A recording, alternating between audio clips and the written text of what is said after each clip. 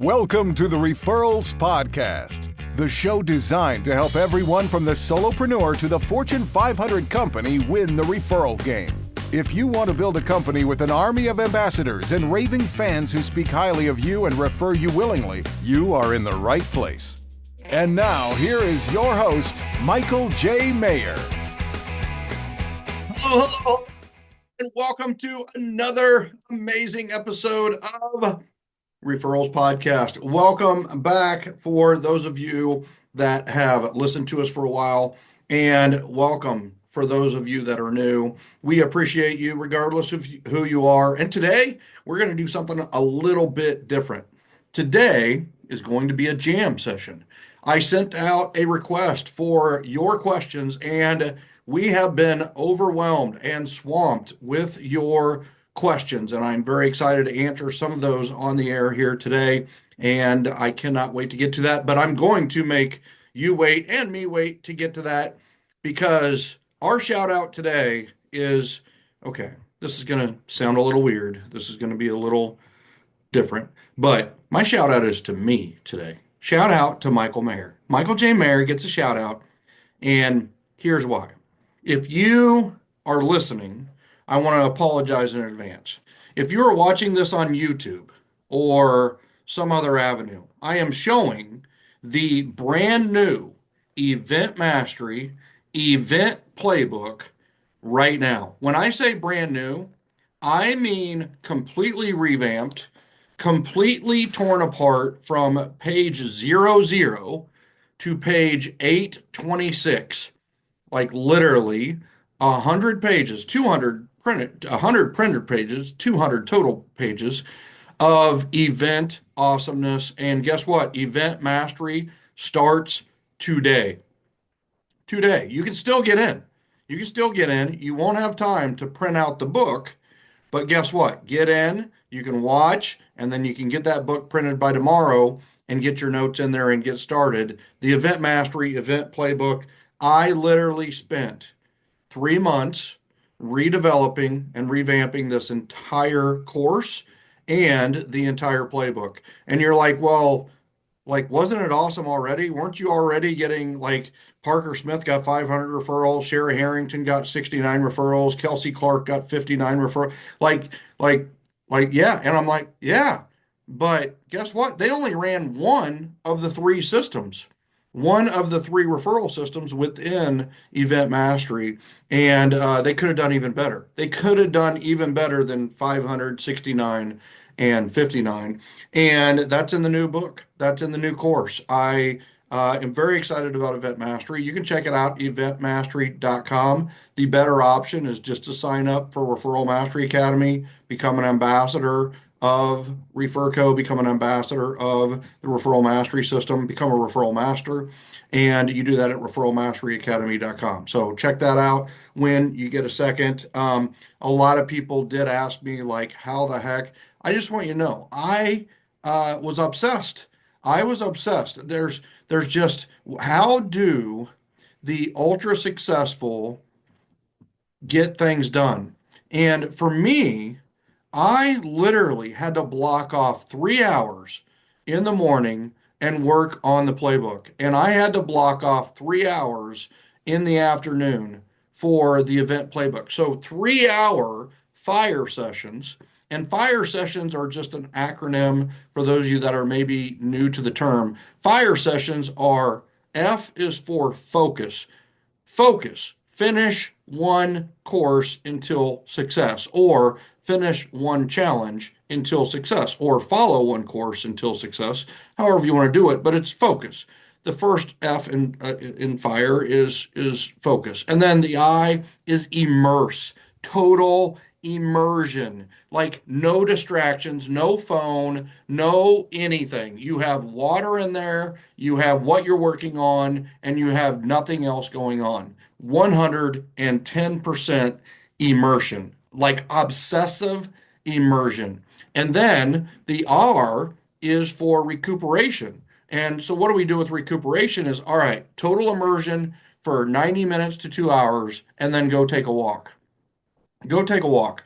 I walked around my neighborhood, or when I was doing a solo-cation, which is another secret that I can share with you later, but I would walk around the neighborhood, and guess what?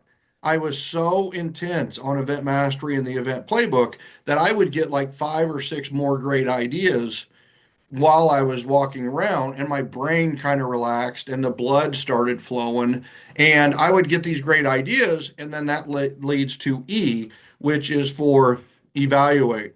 And evaluate is, okay, when do I need to revisit this? When do I need to work on it? And a lot of my answers to that, ladies and gentlemen, was literally tomorrow. In some cases, it was this afternoon if I had another 3 hour block where I could do that. Got to realize I'm running the business and speaking. I spoke in Vegas, and I did a whole lot of other things that were going on at the same time. But if it was there, it was like literally like full immersion, block it off 3 hours at a time. And so it's focus, immerse yourself, recuperate, and then evaluate. And that's a fire session. And I probably did 20 to 30 of those over the last 3 months, at least. And the result of it, I think, is probably one of the most special things that I've ever done.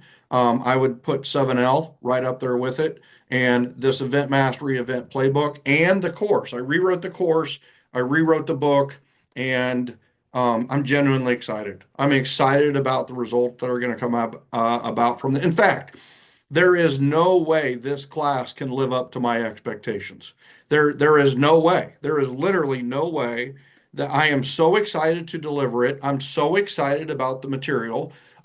25 years of running events. I've read every single book out there. I've listened to every single podcast on event marketing, experiential marketing, the experience economy. Thank you, Pine and Gilmore, and everything else. And I've wrapped it into this one course. And by the way, I didn't just stop at the event stuff. In this, it has marketing mastery, social media mastery, AI mastery. It's got it's got the regular stuff, right? Invitation mastery, confirmation mastery, event mastery, follow-up mastery, event mastery, referral mastery, all in one course.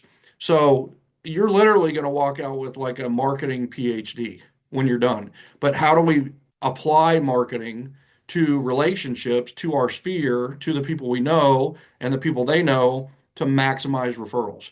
This entire course is set to how do you maximize referrals from an event. And just so you know, the referrals are guaranteed. You run the course, you run the referral systems, you do the checklist, you will get at least one referral. And we've never paid that out. We've never had to. And guess what? You're going to get a referral. You're going to get a referral, period. And what is one referral worth to you? And I can't believe how long I've been talking on this. I've made this literally an event mastery ad, and I didn't mean to. I didn't. And here's the other thing. I mean, I'm the one speaking about this, so you're like, well, you've got a vested interest in this, and that I do. You're right. I have 25 years and the last 30 days and 5 years of teaching this. And when I vest to better the world. I vest to better your business. That's what I do. The money is a byproduct to the value that I bring to you. I'm excited about the value I'm about to bring to those that are in event mastery. So pardon my excitement. Please pardon my excitement. Please pardon me being on top of the mountain shouting about this. Note, I'm not shouting about anything else. I'm shouting about this because this is exciting times. And guess what? In the economy that we're in right now, this is the answer. This is the solution to the lead generation problem, to the referral generation problem. What if you can combine the best, like you take MREA, which is kind of the Bible for doing business in real estate. What if you could take the best of a 33 touch program, the best of an 8x8 program, and then you take a book like the 12-week year, which is a quarter, just basically, setting goals for a quarter instead of a year. And you take the best of the 12-week year, you take the best of marketing from all the marketing books, you take the best of relationships from books like How to Win Friends and Influence People, you take the best of all these books, the best of Cialdini's, The Psychology of Persuasion, and you take the best of all of it and you put it in one 8-week program. That's what I did. So you're damn right I'm proud. You're damn right. I get the shout out today. Dang it. And that's our opener. So good stuff. Check it out at eventmastery.com if you're interested, or go the cheap route. Go get Referral Mastery Academy and become a member. And it's less than $100 a month. And guess what? You could essentially get Event Mastery for $200. And just so you know, we don't have a contract on Referral Mastery Academy. Give us 2 months and to prove it to you. You take Event Mastery, it doesn't work for you, then you drop out of Referral Mastery Academy. But I have to warn you, Referral Mastery Academy is sticky. It's sticky. Our attrition rate is very, very low, which means we don't lose very many people, thank goodness. So we'd love to have you. Referralmasteryacademy.com. So, to today's show. I'm very excited about today's show because I am going to go through your questions. Your questions, Generosity Generation. You asked some great questions, and honestly, I have not looked at all of them. So, I'm going to go through this, and if I feel like the answer maybe is its own show, maybe I'll push it forward. But I'm going to go through these. I'll announce the names that had the question, and I'll do the best I can. Hopefully I can make it happen. So, jam session, just ask Michael session is beginning right now. So, this question is, how frequently should you call, send a note, or meet up with your sphere without being a pest? And I love this question because there's so many ways that people have answered this over the years or tried to answer this. And here's the thing, like this is so hard to answer because to some people you need more frequent communication, and to others, you need far less frequent communication. It really does depend on each and every person. And so, number one is what, like with your clients, especially in real estate, we're in daily communication. So we need to make sure that we've got that established. And that's why in 7L, I wrote about the first and 10 and the hour of power and, the perfect greeting with the callback times in the morning, midday, and then the afternoon is because we need an answer for communication with our current clientels and current referral sources. So the answer to this, first of all, I can just tell you that this person is not a pest and would not be a pest. People would probably prefer to hear from her more regularly. But I'm going to go back, and I know this is almost like cheating, but the answer is events.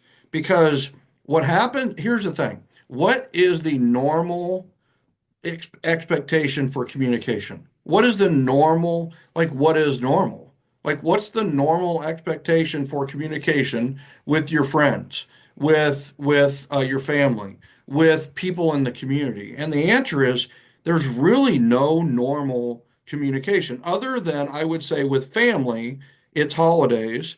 And maybe if you've normalized it, which I have, are birthdays, anniversaries, and things like that with your ambassadors, top friends, and people you really want to stay in top communication with, right?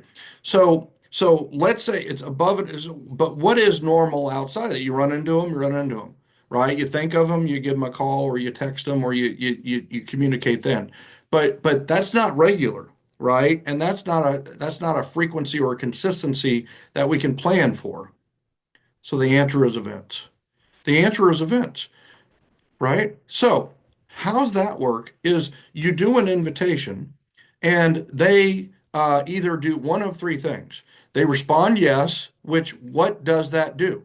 It creates an expectation of communication, right? And here's the thing. They're like literally saying, please communicate with me about the details of this event that's coming. Like literally, I want you to call me, text me, give me details, give me more information, help me prepare better for that event and enjoy that the most. So your communication is not, I mean, it's like it's expected. That's the best. When is your database like expecting to hear from you? The answer is never, unless it's wrapped up to an event. In fact, they are saying, yes, please communicate with me more. Isn't that what you really want from your sphere? is some kind of indicator, some kind of barometer as to how much they want to hear from you. If they say yes to an event, they are instantly saying, yes, I want you to communicate. You can literally communicate every week in a different format, in a different mode, in a different medium of communication. And they're thrilled. They are thrilled. That's the yes. They RSVP yes. Now, the second option they have is RSVP no, right? Or regrets. They can't make it, right? Now, with this person, right, is the first thing is you're going to communicate back to them that, oh man, you couldn't make it. Is it okay if I invite you to future events? 99% of the time they say yes. 1%, and I have had this too, right? Where they're just like, hey, listen, I appreciate what you're doing. I mean, I can't accept your generosity because I have a realtor in the family, or we have a really close friend that is in real estate that would be taking care of our needs, right? And it's all good. Now that's 1%. The other 99%, they just can't make it because they're out of town. The date doesn't work, the time doesn't work, or the activity doesn't sound like fun to them. And guess what? That's all okay. It's all okay. There are people that are 55 plus who don't want to be around kids, right? There's people that are 15 plus that don't want to be around kids. I don't want to be around my kid. You know what I'm saying? I'm just kidding. Max, you're the best. But here's the thing is, all right, RSVP regrets. Once again, it's permission to communicate back. Hey, thank you so much for RSVPing. I may touch base a couple of times along the line to just let you know or to just see if you're for sure out. Okay. And they say, sure. Great. Now, the next one is no response. Well, when it comes to the no response, then so what's the expectation from there is that you're going to communicate again to do what? Invite them to the event. Because, and now, if I just email and email, it's annoying. That's spamming.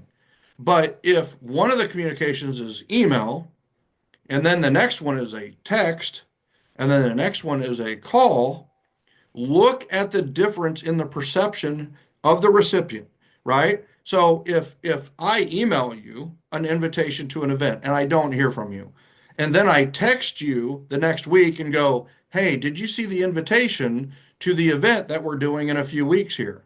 And I don't get a response from you. I then, the next week, I give you a call and I say, hey, listen, I wanted to make sure we either get on the phone or we don't.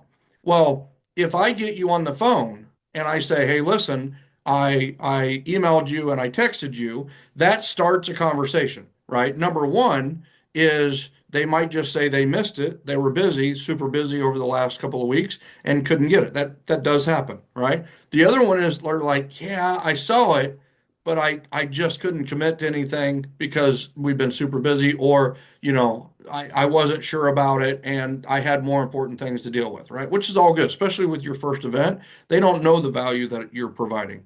So, but here's the thing. If I had just email, it would have been spam. They would have unsubscribed. They would have never opened anything. And it's just annoying.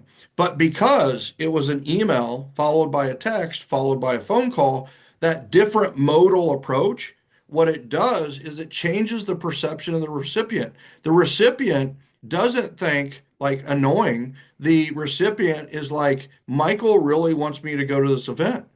Like Michael really wants me to go because I used a variable approach.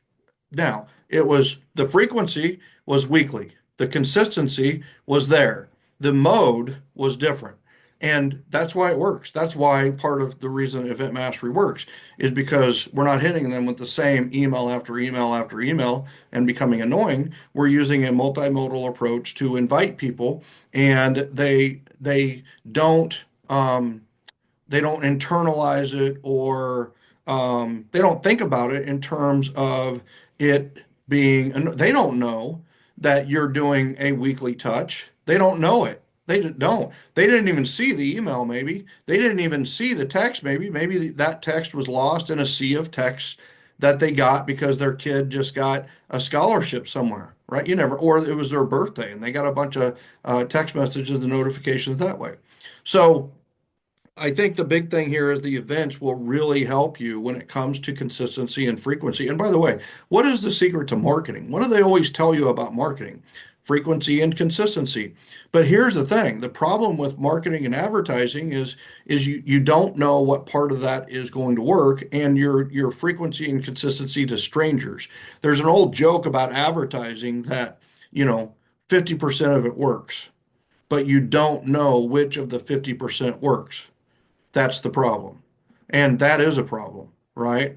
Whereas when you're communicating with friends, you're communicating with the people that you know, what happens is you're going to get an 80% open rate. You're going to get more interaction, and you're not going to be a pest. The way to be a pest is you call them every week, inviting them to an event, right? And trust me, the old internet lead conversion people, they're all like, call them 3 times a day, every day until they buy or die. That's being annoying. That's being a pest. And that's chasing. Please notice everything about an event is an attract. You are attracting them to you. You are not chasing. They're either moving towards you or they're not, and your only focus are the people who are moving towards you, the RSVP yeses. So that was kind of a long question to a short, or long answer to a short question. But okay, so Rebecca Zanicki says, is there any room left at RMS, which is Referral Mastery Summit? Any details to be had? So here's the thing. It's interesting that she used the word room. There are no rooms left at the Omni or the backup hotel. Now, you can Airbnb. There are several Airbnb options, but the price is rapidly going up. So, and this is probably to my Atlanta friends or driving distance friends, is there are a few tickets left to RMS, Referral Mastery Summit. Um, Getting somewhere to stay, if you can stay with a friend in Atlanta, that's your best answer.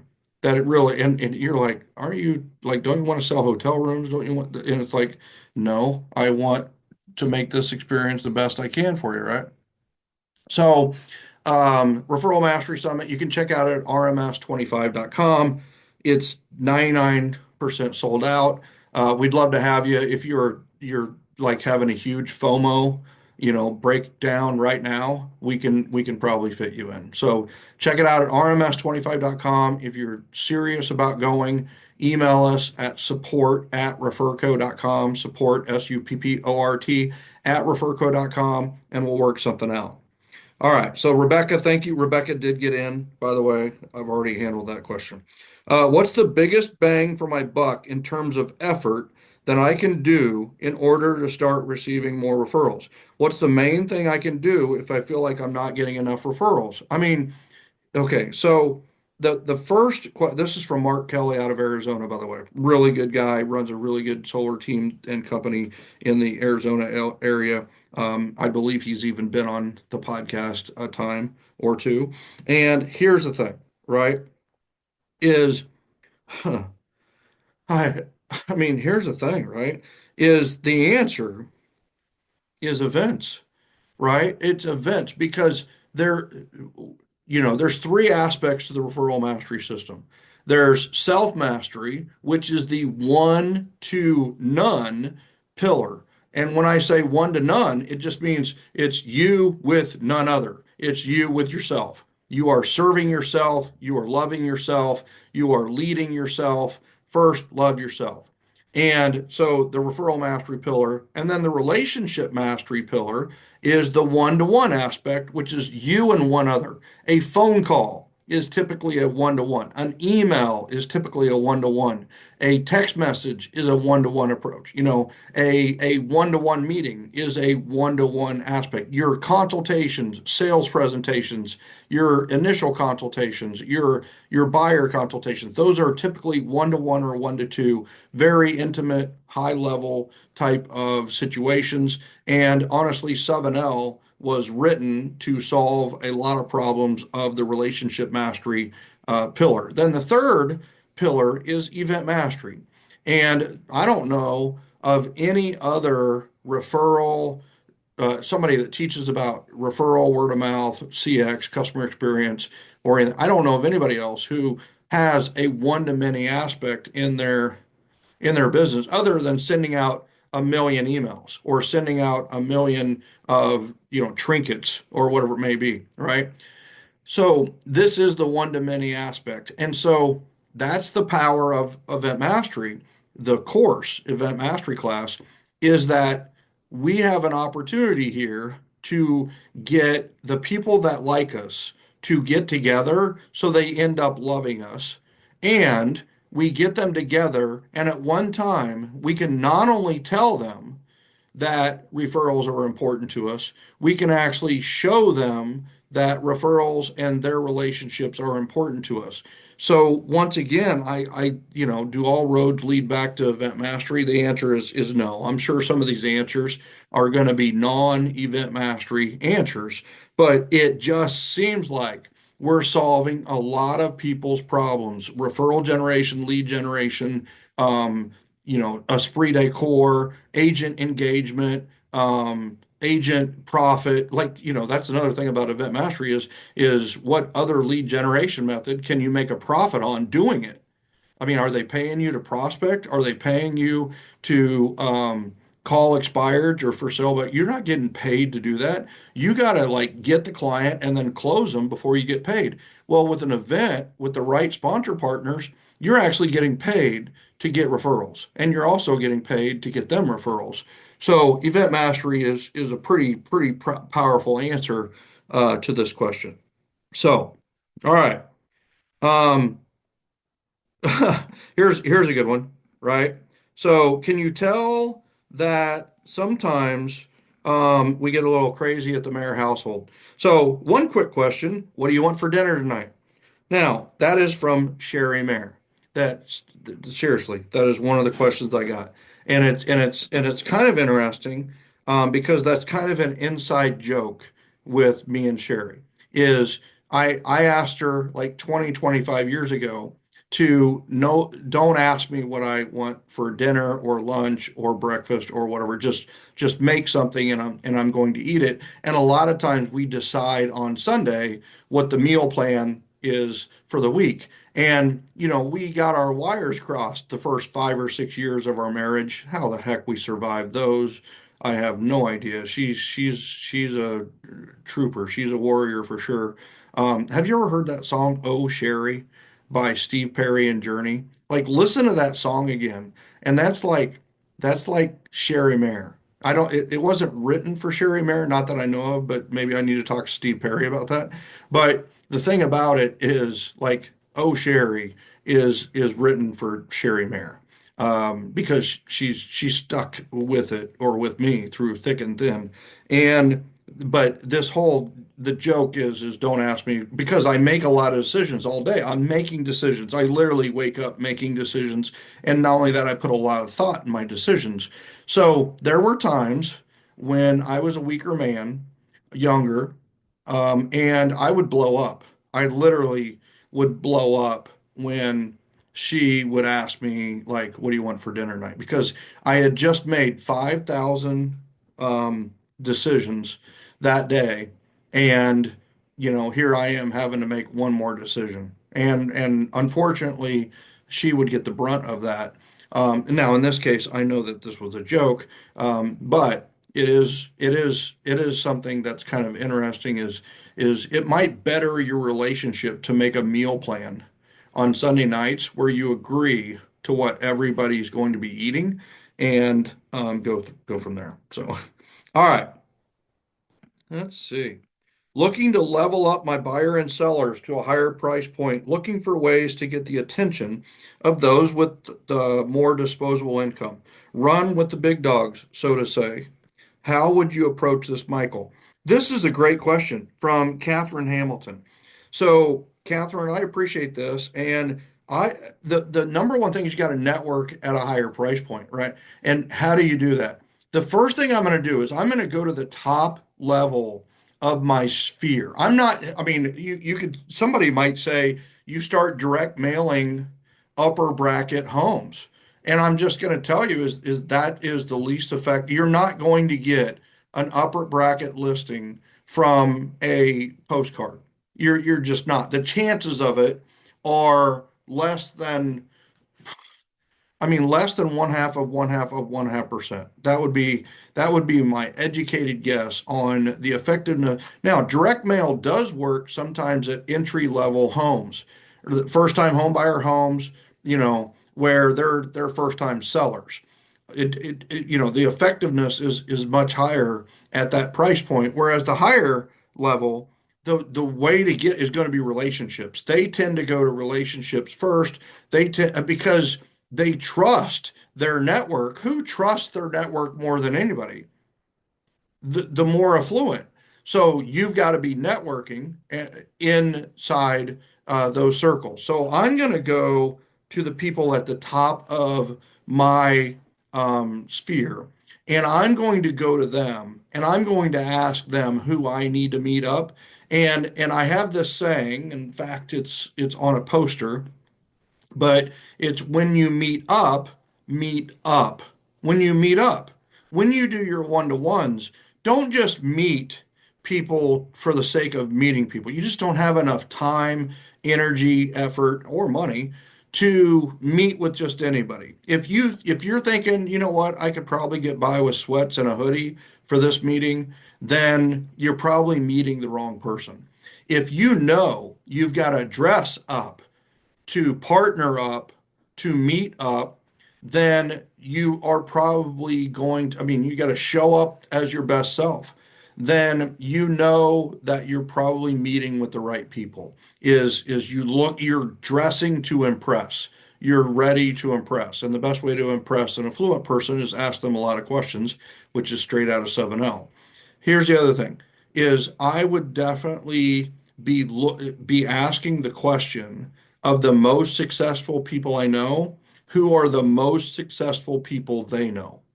And I would be looking to get introductions to them and just let them know, listen, this is not about real estate. This is about me becoming a better person and a better business person. I want to meet better people, and all I'm going to do is ask them questions.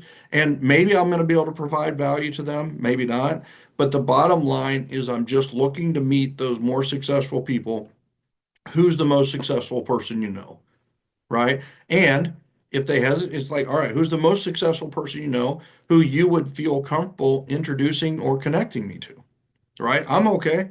Like, just give me somebody that I can meet, and give them time to think, because you just tapped into their mental Rolodex with a question that maybe they weren't prepared for. So just because they take a long time to answer is no reflection on you at all.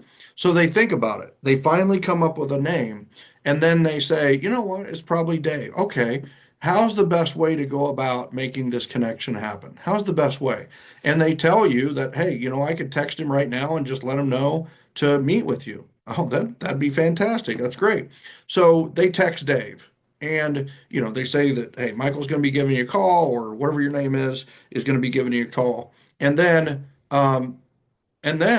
you need to ask that person that made the connection a very powerful question.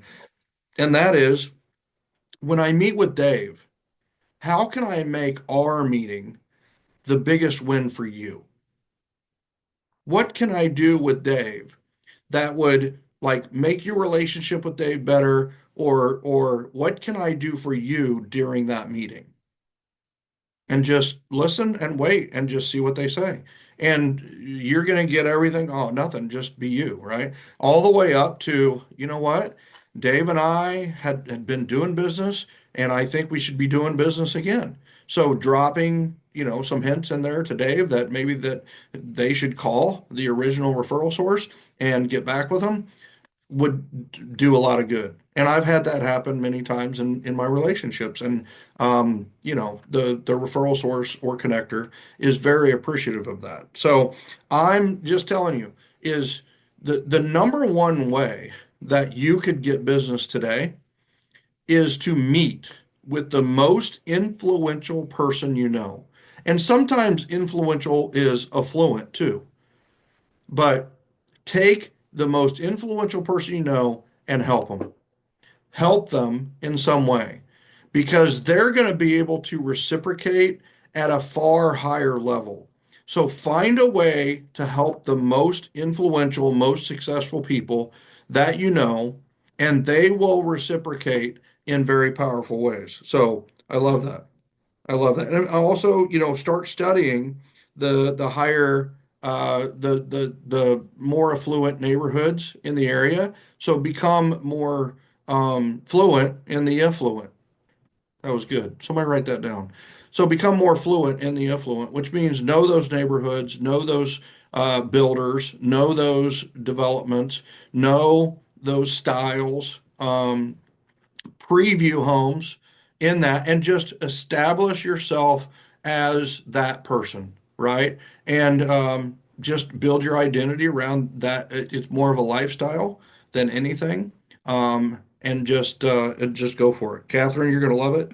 That's a good one. All right, last one here. Okay, this is a tough one. So Dan Ryan, Dan, thanks for the question. You're going to be the last question for today's podcast. Can you teach an A?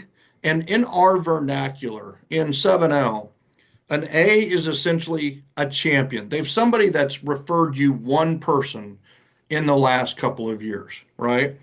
Or a B. And a B is a potential champion. They haven't referred you, but they would if they knew more about your services and they knew more about your business or knew more about you, right? You just don't know each other well enough to know whether they're a champion or a casual. And the C is a casual relationship. C's are friends and family you've had forever that have never referred you, may never referred you, or they just don't have big networks. They don't have big social circles. They're super, stay-at-home people, maybe engineers, maybe architects, whatever it may be, but they just aren't as social, so they don't refer as much. Or, there's very few people, 1 or 2%, that just won't refer anyone.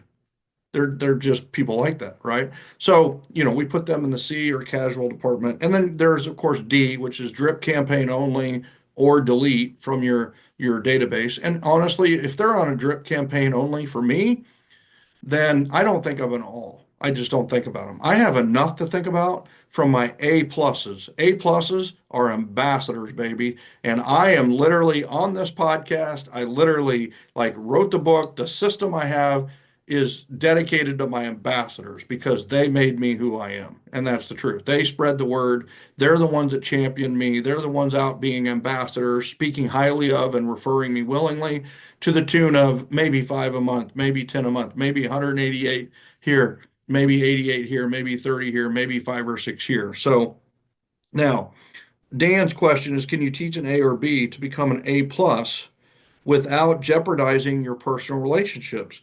Or is it better to just focus on finding connectors and develop ambassadors from professional network? All right. So the first part is the A's and B's. These are people you probably know or have known for a long time. The number one way to get them to an A plus is an event. It's an event. It's an event with a referral system. Now, it's not just an event that is a party and everybody hangs out and then they leave.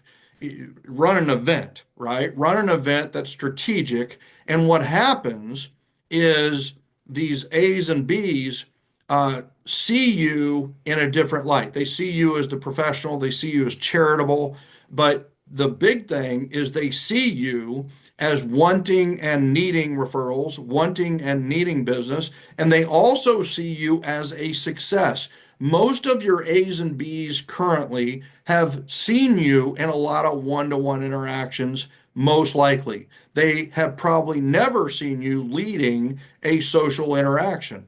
Well, when you're doing an event, you're leading a social interaction. They see you with a different hat on. They see you in a different role. They see you as a leader. And I will tell you that, guess what? Then you have the referral systems in place and they read and they see that, guess what? Referrals are a want for you, a need for you, and they're the reason that you can have those events. So they tend to raise up the scale, and some of them literally refer, like a B refers you at that event. Well, when that B refers you at that event, they're an A plus, right? You got to ramp them up to ambassador and put your ambassador relationship program, on high alert with them so that they start referring you more often. Okay. Also, the second part of this answer is if you have someone who is really close to you, that is knows you as something other than, let's call it a realtor, right? Other than a mortgage person. Here is a little, here's a little stealthy strategy for you. Tell them that you would like to practice your initial consultation. And would they carve out 30 to 45 minutes for you to practice your initial consultation on them? So for me, an initial consultation is a buyer consultation. So this is what I did. I actually did my buyer consultation for my brother, and I went through it and just I literally went through it like he was a buyer. Now he was not in the market. He did not buy for probably 2 or 3 years. In fact, he used one of the top teams in Kansas City to buy his first home, right? But he used me for the rest of them. I'm just throwing that out there. And what happened is I did my buyer's consultation and it blew him away. It blew him away. He had never seen me with my realtor hat on. He had never seen me present anything. He was my brother. He saw me playing sports. He saw me drinking beer. He saw me, goofing off. He saw me beating the crap out of him when he was younger. He is the baby, right? Just so you know, he's 2 years younger. He was probably the best athlete in our family. Probably because I beat him up and he had to go up against me every day. I'm just kidding. But here's the thing is from that day on, my brother became an ambassador. He was probably a B or C. He probably wasn't going to refer me. And then he became a great referral source. He referred me to Kevin, who ended up buying their home with me, buying another home with me. And he became one of my best referral sources in a completely different circle. And he also, I mean, I have so many stories about referrals from Rob and non-referrals from Rob that I'm gonna have to save those for future podcasts. But that is the way that you convert an A or B to an A plus. Is at an event, they're going to see that referrals are important. They just thought you were so dang successful, you didn't need business, you didn't need their help, you didn't need referrals. And then they see that you do and what you're doing with it, which is pouring back in to them instead of spending it on promotional materials, your face everywhere, spending it on a white Mercedes, spending it on advertising, spending it on marketing, spending it on PR. No, you're spending it on your sphere. And guess what? Your sphere is going to literally respond when you invest in it. That's why I love events. It instantly shows that you are investing in the sphere. And there's a trade-off.